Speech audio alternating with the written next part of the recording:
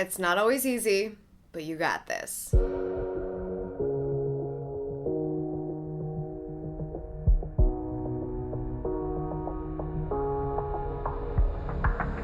What's up, socials? Welcome back to Amy TV. If you're like most people, you're not perfect. Actually, that would make you like all people. None of us are perfect. It doesn't matter how many times you've tried to wake up early or change your routine or quit a crappy habit or do something that's gonna make you feel more productive. It doesn't matter how many times you try to refine that. It doesn't matter how many times you sucked at it. All of those people who ever have any of those things occur at any time, which is everybody, is going to have a situation where they do not feel motivated. I'm not gonna sit here and tell you that every single time I post a video on my channel, it's something that I'm able to do 100% of the time, all the time, and it's just like fabulosity over here. I mean, it's a little fabulous over here, but I'm not perfect. So that's why it's not really surprising to me when I get this question a lot of the time when I have so many ideas, things that maybe you're willing to try to get more done, be more productive, go after some form of success, but have a little bit of an issue on the motivational side. And then I hear from those people, hey, what do you do if you're just not feeling that motivated? That is totally and completely normal. And I actually have a few things that I don't know if I'm consciously doing them. I'm not like, oh, let me grab my I'm not motivated right now checklist, because if I'm not motivated right now, I don't want a checklist.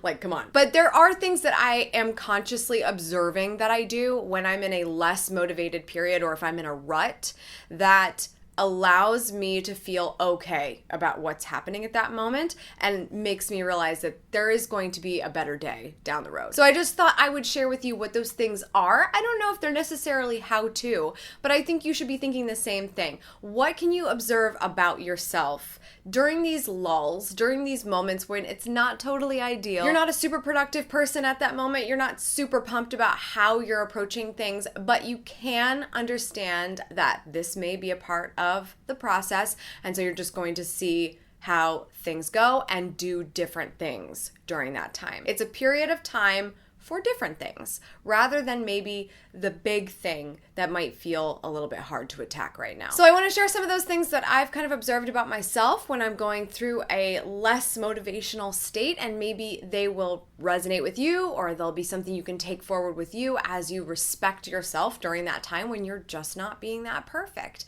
which is always.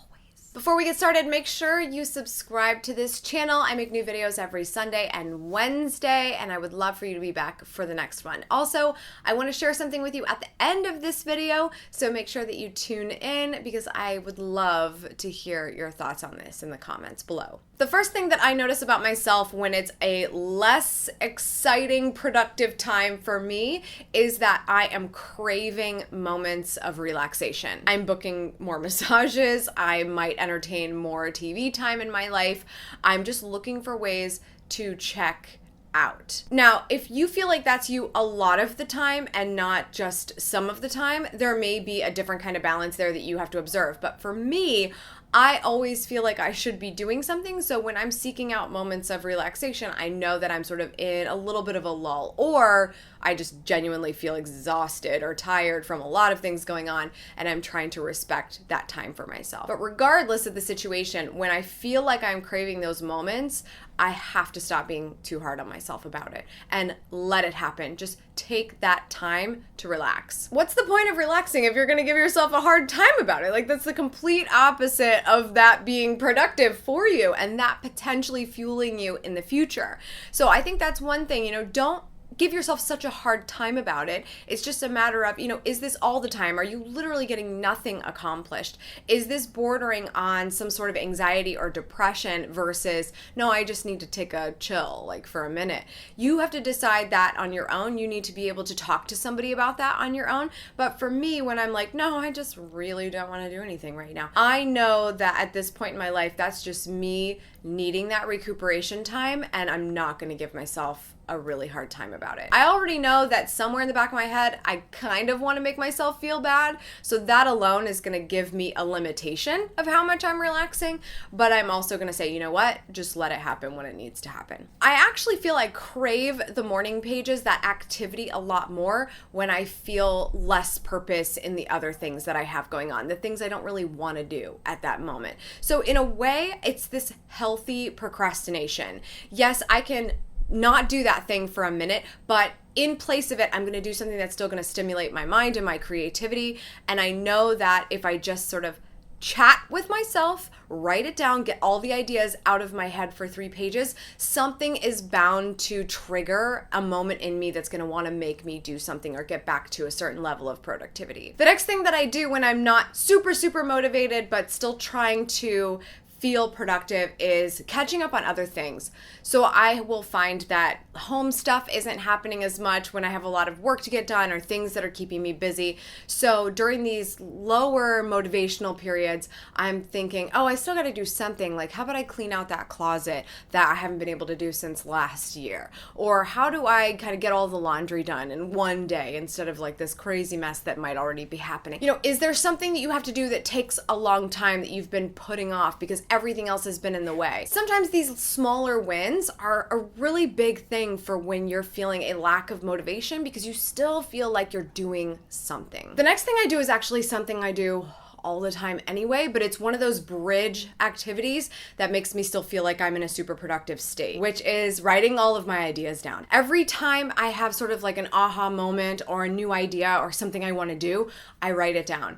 I actually just installed a whiteboard because that's my favorite place to just write something suddenly. If I feel like it's something I want to brainstorm around, or I just want it to be there when I'm feeling more creative so I can look at it and go, oh yeah, that's a really good idea. I've got to do that. Just planting those seeds in different places throughout your life, whether it's in a bullet journal or if you keep notes digitally or you have a whiteboard or your notes app on your phone, it's so great if you can just keep looking at that and go like, oh, look at all these cool ideas that I have. I need to do them. And I know that that can be tough for some people, just a list of ideas. There's tons of ideas people out there that have a harder time actually doing something about the idea. But I would like to think that if you at least wrote it down, got it out of your head and put it down on paper, that you would feel a little bit more motivated to do something about it. I feel like taking that first step means getting the idea out of your head and putting it down. Outside of your head, on paper, in real life. You don't have to tweet it, you just have to have it somewhere where you're gonna run into it again. The next thing I do is, once again, another great habit that during periods of super productive times, I'm already doing. So when I'm having a lull, I'm already in the habit of doing it, so therefore it stays consistent in my life. And that is just listening and learning to new information and motivation as much as possible. So I love podcasts for this. I love listening to TED Talks on YouTube, just sort of turning it on and listening in the background. These are the easiest things you can do when you're multitasking, whether you're like cooking dinner or on the treadmill or whatever you're doing. Just listen to that stuff. Let a positive reinforcement be in your brain if you're already sort of down and out about your current state. The only way you're going to be able to change that state is if you let someone else talk to you about it. And sometimes there might not be a real person that's going to do that, or somebody that will want to do it with you as consistently as listening to lots of podcasts and lots of videos would do for you. And so I love this habit. I feel like anytime I'm not in dire need of like silence, which I love silence. Let me tell you, I love the quiet. But when I'm doing something and I feel like I can entertain another source in my ears while I'm doing that thing, usually cooking dinner or something along those lines, or just like cleaning up around the house, I love to just have a talk, just some sort of talk, whether it is a podcast or a video on. The next thing I do is just move. Just freaking move. Sometimes taking Lucy out for a walk is something I don't want to do, but I know simply the action of entertaining that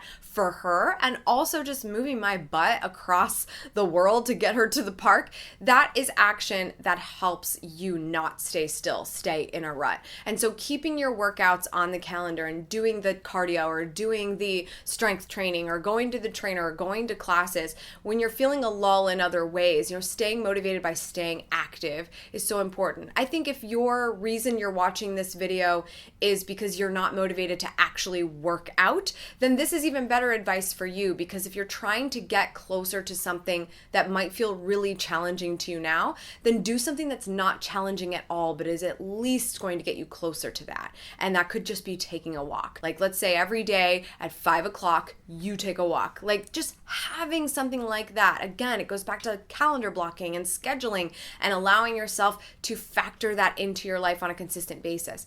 How can you do that so that you never lose that habit when you go through these peaks and valleys of motivation? And the last thing I'll say, number 7, is just let the process happen. Just let this be okay. Maybe you have a changing feeling about productivity and motivation because the sun is shining, it is gorgeous outside, and all you want to do is go out there and not be in your office and not do your homework. Then feed off of that energy and know that any time that you take away from the super go is not necessarily procrastination if you feel like it is fueling you. You kind of have to just decide for yourself, when are you fueling and when are you actually procrastinating? Like, if you're sitting down and you're watching every season of every show that's ever been on Netflix and you're saying, I'm recuperating, that's probably going to be a stretch, especially if you are not moving your body every day, you're not listening to any other sources, you're not having your moments of creativity or silence and just observing, yourself and what you have going on. If all you're doing is being engrossed in a newsfeed on your phone and a series on your television, I have a really hard time believing that that's full-on recuperation me time. But I love a good binge day, but like, there's one binge day. We're not talking about a day. We're talking about a serious motivational lull, a very big valley that is keeping you from being at your best over a considerable amount of time. Even if that's just a week, you're not going to do the binge thing for a whole week. Okay? Unless you're on paid vacay, then it's fine. So just allow yourself to relax, do the things that you want to do in that period of time. Realize you have obligations. You've got to stay good on all the things you said you would do. You've got to do those things, but let the process happen, because oftentimes we, especially in the United States, don't give ourselves just the time to relax and just be okay and chill as much as we actually need. And if you do that, you might actually find that, the next week or the next month, or hopefully sooner than that, you are going at it harder and better than ever because you've had time to sort of align your ideas and get back with the program. If you have been searching for an answer to this question, how do I stay motivated when I'm not, or how do I stay motivated when it's hard? Then you already took that first step of knowing that you want to do something about it. So it's up to you now of what you're going to do. I would love to hear your thoughts on this. What happens when you have that lack of motivation or you feel like you're just not quite at 100%? Leave those comments below. I want to see what you guys do or how you think about this, how you process this, and what we can do to help each other. One quick note I wanted to tell you about. I've been planning a little bit around what something cool would be that we could do for the 200,000 subscriber mark, which is coming up so fast. You guys are obnoxiously cool. Can I just say that you're obnoxiously cool? We just hit 100,000 subscribers earlier this year, and I feel like it just snuck up on us, this next milestone, and I really want to pay you back for that. As much as I already love to do that, I want to do it even more. And so I got to thinking, okay, what's something different we could do around here? And I wanted to come up with a new series idea. You may have already seen this. It was on my Instagram. It was in my community tab here on my YouTube channel. And I just asked, what do you want to see first? I'm not saying what do you want to see at all. I'm saying what do you want to see first? And one of the overwhelming responses was an actionable book club. This concept of, hey, let's read. Summer's coming. How can we make the most of that time? Get that motivational earbud in there, or just sit down with a book and read. And I'm really excited that was such an overwhelming #1 response.